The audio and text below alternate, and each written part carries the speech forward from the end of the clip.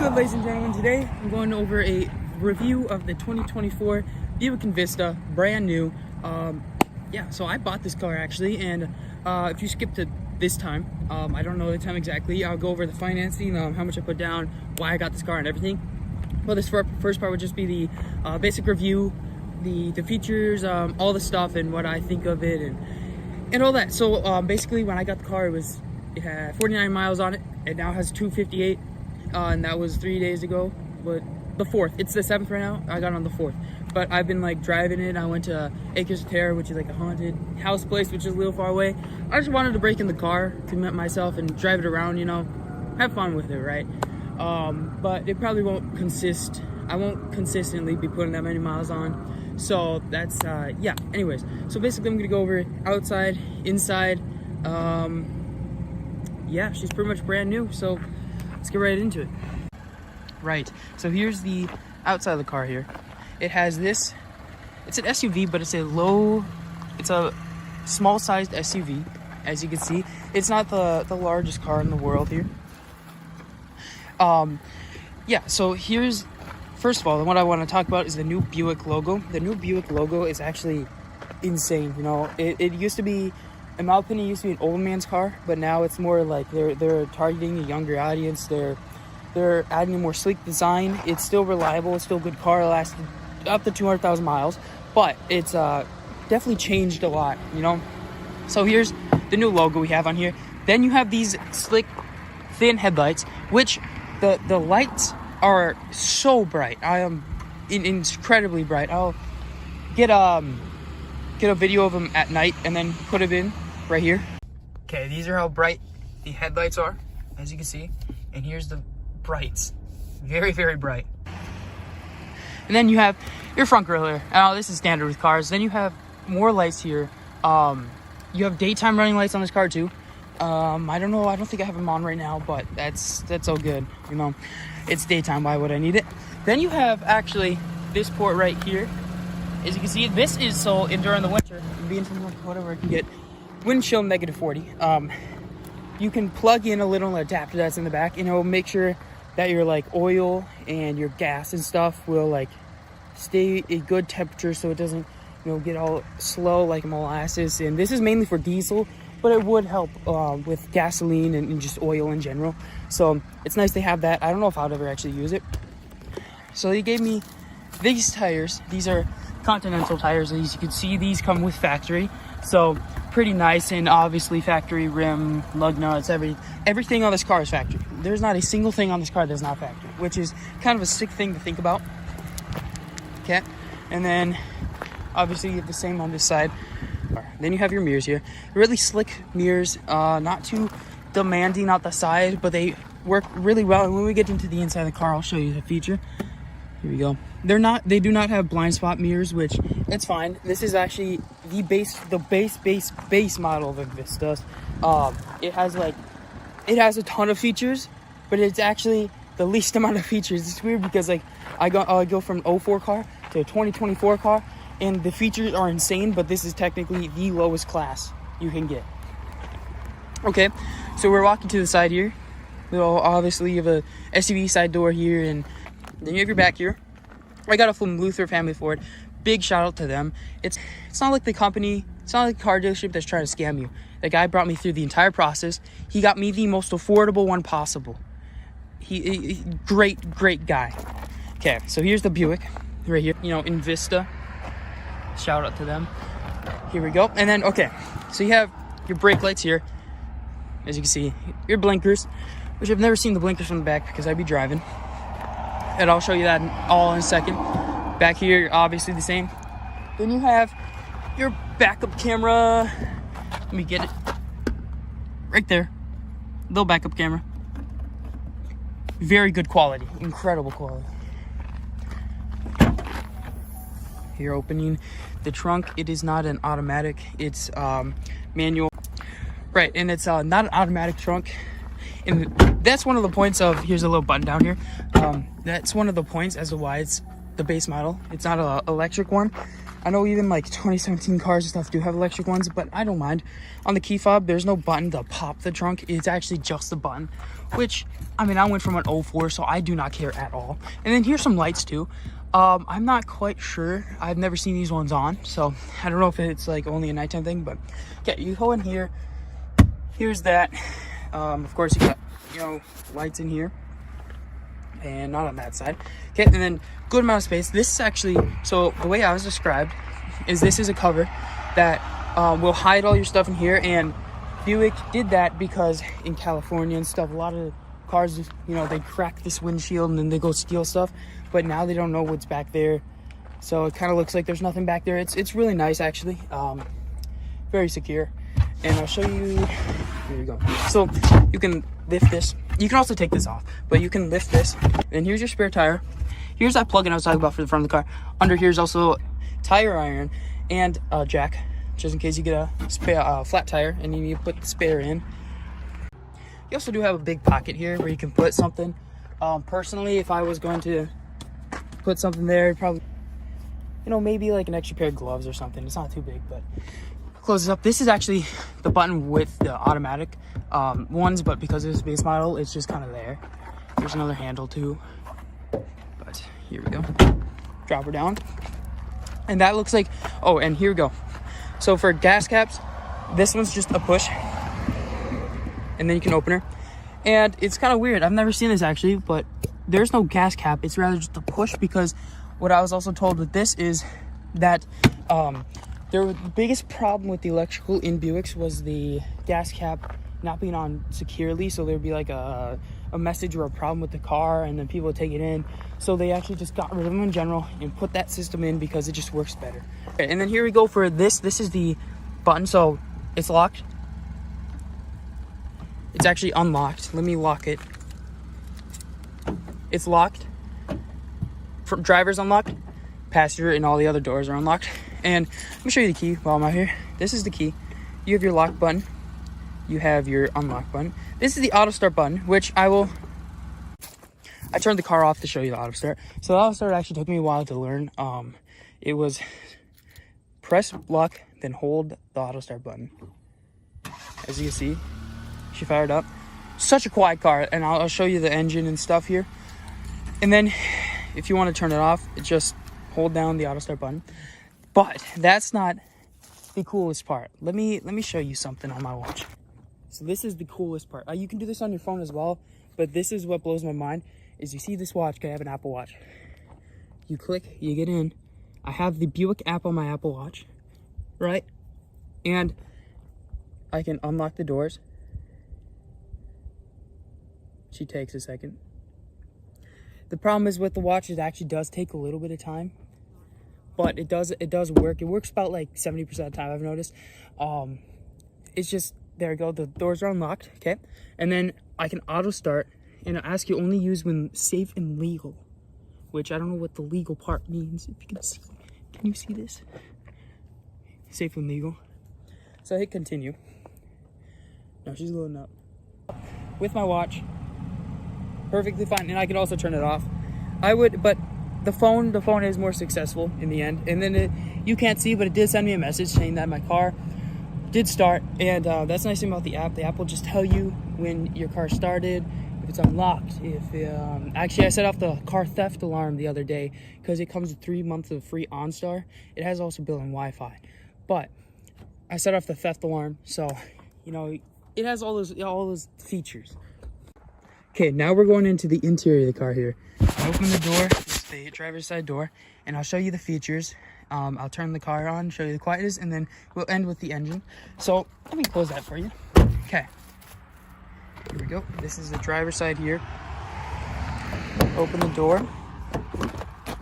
So it has the push down button locks instead of the side door locks up here, if you know what I mean.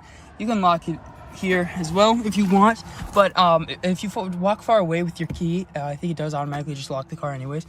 And then let me close and get in the car. Now we're in the car. Okay, this is the driver's view right here. Let me take you off the tripod to make it easier. I have Sonic and all that stuff, it's fine. Here's the steering wheel, but let's go back here. Okay, you have your windows here, and let me turn the car on, show you. It's automatic going down for every single window. Okay, so now we're off the windows. I had to end it real quick. So the windows are all automatic, but what I was saying is going up, they're not automatic. None of them are. So there's that, but that doesn't really matter. I don't really care about that. And then you have this is your window adjustment. So here's that mirror, which would be on this side obviously, and then passenger. What you do is you actually click it, then you can move it with this. I'm not going to because I did it perfectly. And now here's the passenger, and then you can move it like that. And then you have the lock windows button. You just press it down, a little light to indicate it's on. Let me turn this air off, it's kind of in the way. Okay, and speak of air, you have your air vents here. You got one, two for you, two for your passenger, as you can see. And then over here you have your dimming light. So if it's nighttime or whatever time and this screen is too bright for you, you can dim it and stuff. I don't want to show you my address, so I put the music on. And then here's your lights. So I put them auto, but if you need to turn them off, you flick one time to the side, and then you can flick one time to the side again to turn it back off. Then you have some manual lights and then your brights, but there's other ways to activate your brights as well. Then there's so many buttons in this car, I'm gonna tell you. Then here's the steering wheel. Really nice. It's super slick, smooth. I like my old rubber steering wheel, my 04 Impala, but this one's also really nice, really close to it. Here's this. It has the horn. Then you could let the car pass so it doesn't look like I'm hugged at them. There's that little puny horn, but you know, whatever works. Then you have your cruise control here. So you actually don't click it or anything. You click the turn off cruise control or to turn it on. I always have it on because I use cruise control. You flick down to set and to lower speed, and then to get back up to your recent one, you flick up and to go up in speed. It has adaptive cruise control, but for some reason, it's not the best. The distance is not too far. It's not far enough. So if you're going 60, you're gonna get real damn close to that car in front of you. Even though you can change the gap, as you can see, there's the gap adjustment. Let me see. Even on this third one, it's damn close to the car. So personally, I don't use it and I just look at the road. Heated steering wheel. It's such a nice feature. Also, can you hear that? You probably can't because the car's on, but there's no noise. Anyways, heated steering wheel, super nice. It's fall, so it's sweater weather and it's cold outside. And when I go to work, I go to like 6 in the morning. And I wake up at 5 to go to work sometimes and do that. So it's really nice to have this. The one thing about auto start actually is it does not turn your heat on. At least auto start with the key in the watch. I'm not sure. Maybe there's a way to change that, and I'll check to see if there's a way to change that. Okay, and then we go on this side. You have this so you can program. So if I was like, hey, call dad, you know, the call dad. And then there's this hang up. This is call. And then this is really hard to see. Shut up. Okay, paddles back here. This is volume up, this is volume down. And then on the other side, believe me, there's more. That's change channel, go back channel. Then you have your blinkers. Blinkers are standard. Blink, blink, blink, blink, blink. Let me get out. Actually, I've never looked at my blinkers. Oh, actually, the blinker's down there. I take that back. Blinker's down there. And then the blinker should be the entire thing here. So very, very seeable, which is nice because some cars have really small blinkers. And this is, so let's say you're on a dark road in the middle of the night, in nowhere, North Dakota, like most of my days. You click this, put auto brights on, where the brights will automatically be on, but they'll turn off when a car is detected, so you don't blind the other driver, which is pretty nice. And then you have this, which this is your brights. If you push forward back like this, it's brights, and then you push again, it turns off the brights. If you push and then push up, it keeps your brights on. Over here you have your windshield wiper, so push down for one use, push back for the water. Oh, it's getting in the car. Never mind, I'm tweaking. And then you push this up just for your speeds in general. There's one thing here that I need to show you too. So you have your lane assist right here. So you press that, it'll keep you in lanes, and if you don't blinker when you're changing lanes, it'll actually spaz at you and make you pretty much tell you to use your blinker, It'd be, yeah, I tried the turn one time and it was merging in, so I necessarily didn't use my blinker. I usually use my blinker. I'm not a BMW driver. Don't hate on me, but it spazzed at me and it freaked me out. This is so it has like the stop at stoplight button. When you stop the car, it'll just turn the car off type of thing. And this is the button you can turn it on. This is technically off. So when the light's on, it's off. When the light's off, it's on. It's weird. So but this is on. When the light's on, it's on. Weird, but yeah. Nice thing about the dealerships, they actually fill up your oil, your gas, full tank, the everything's filled full. So here's the dash. I have 174 miles left to go on this tank. I've driven already 210 miles. So that's saying pretty much 400 miles on a full tank. The gas mileage on this car is 30 in city, 32 on highway. So incredible. And I'll show you that when I show you the engine. So here's your gauge. I love having basically just saying, hey, you're going 32, not making you look. I love that. Then you have your RPMs. You can actually change this. That's what this is for too. You can change this, hold this down for a second. Then you can get like vehicle information up there while you drive, like your gas mileage. And then you can change the gauge. So like there's that one too. And then it has your gas up here, your standard, your coolant. Up here, actually, when you turn adaptive cruise control on, it will tell you when there's a car. It will show a green car right there, which I can't really show you right now because we're not driving. But it's pretty nice. And this is the base model. I've been saying this is base model. This means I'm not seat buckled in. Let's move over here. This is the turn the radio down, manually turn the volume up or down, and to turn it off if you don't want to use paddle shifters. And then over here you have your screen, which is just a nice sleek screen, as you can see. So you got your address. It's Apple CarPlay. You have your address, Spotify. I'm using Musi, Jack Harlow. The speakers in here do be bumping pretty nicely. So it's pretty good, even though it's an old man car. Then you have your climate. So down here, you have auto, which actually will turn. Let's say you turn it to high. It will which is 85 degrees. It will keep going until the car is 85 degrees, no matter what. So it will just keep pumping. Same with cold if you want low or whatever, like 50 degrees. Then you have where you can direct it. Obviously, this is the switch the pressure if you don't want auto, how fast it's coming out, basically. On off. Heated seats, which there's 3, 2, 1, boom. And same with the passenger gets that luxury, pretty nice.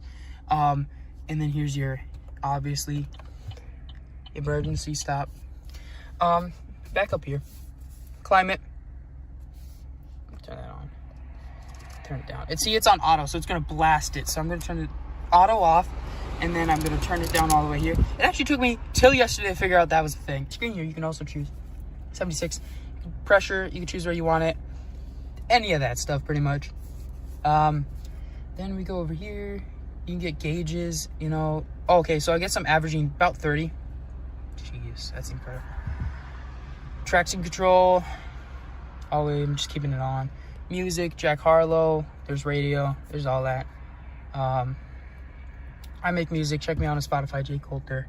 My musics right now are not too good, but they'll get better. Then you just got settings in general, just for the car. I'm not going to go through all of them. Let me go down to the seats here.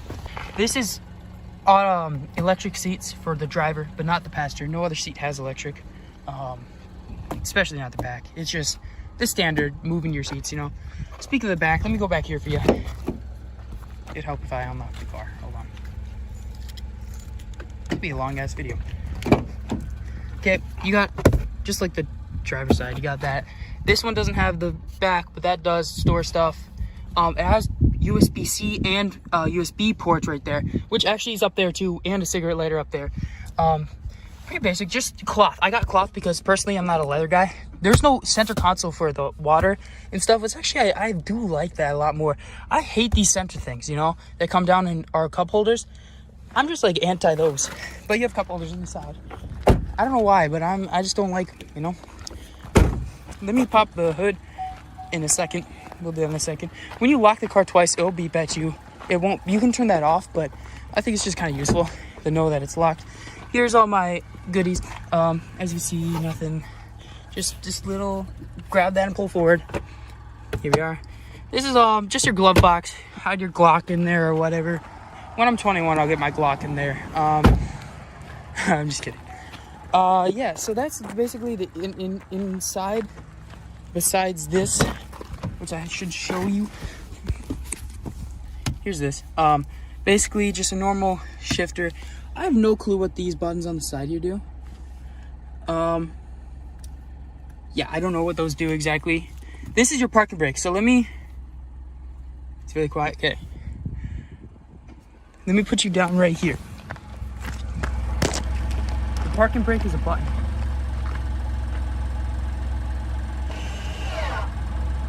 So parking brake is on. I don't know if you heard that. And then it'll say park up there, meaning park brake's on.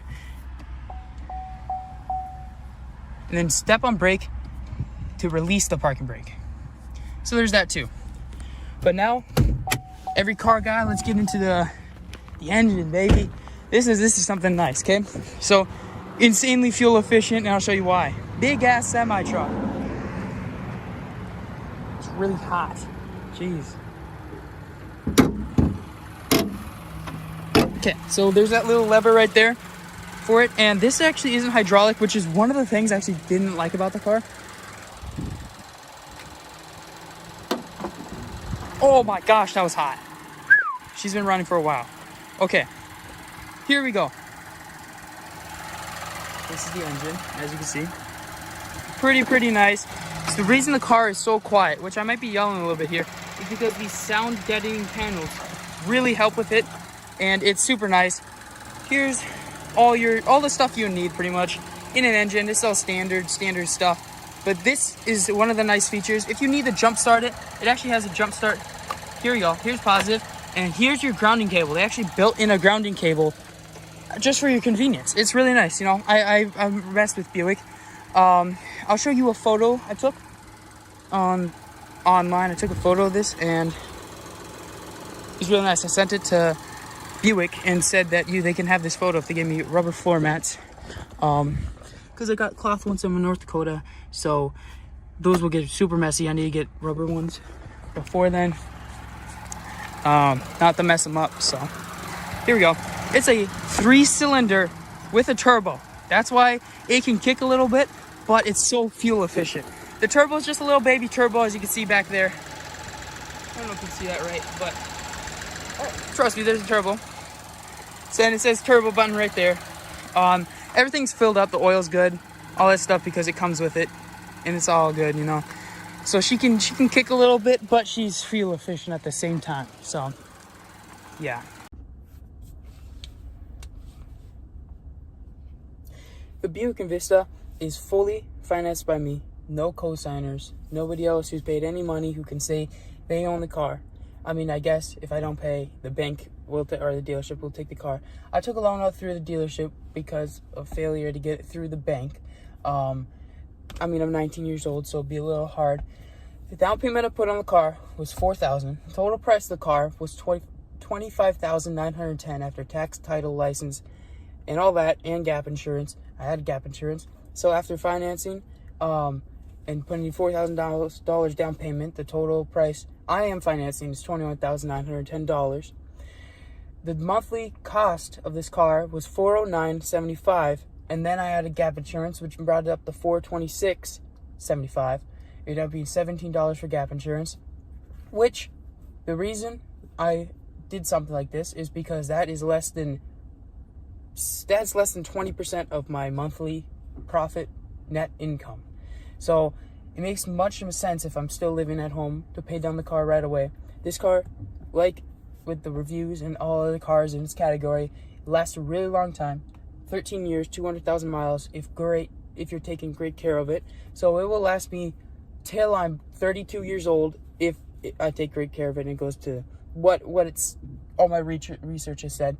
And that's my reasoning for getting this car over a different car, you know, because I looked at a Ford Escape that was 40,000 miles on it, same price as this car, in 2021. So this one made a lot more sense, a lot more features. I have the factory warranties, 3 years bumper to bumper, 5 years on powertrain, so any moving part. And I did not take a dealership one out because there was no point of me doing that. If this was a used car and there's no factory one, yes, it'd be worth taking the dealership one out, possibly. but there really wasn't. I didn't see a use in it. Right, so that was the basic overview of the car. That was a little bit longer of a video than I usually do, but you know, usually I'm reviewing $100 pair of shoes, not a basic $26,000 car that I bought. I hope the financing made sense. If it doesn't, please comment down below and I'll answer any questions you have. Yeah, basically, if you need a car, go to the Luther Family GMC Buick in Fargo, North Dakota. They got super good deals, and if you're actually going there, please tell me and I'll get you with a guy, very nice guy, great guy, who sold me the car. Yeah, so if there's anything that I missed as well, maybe just let me know. So hopefully you enjoyed it. See ya.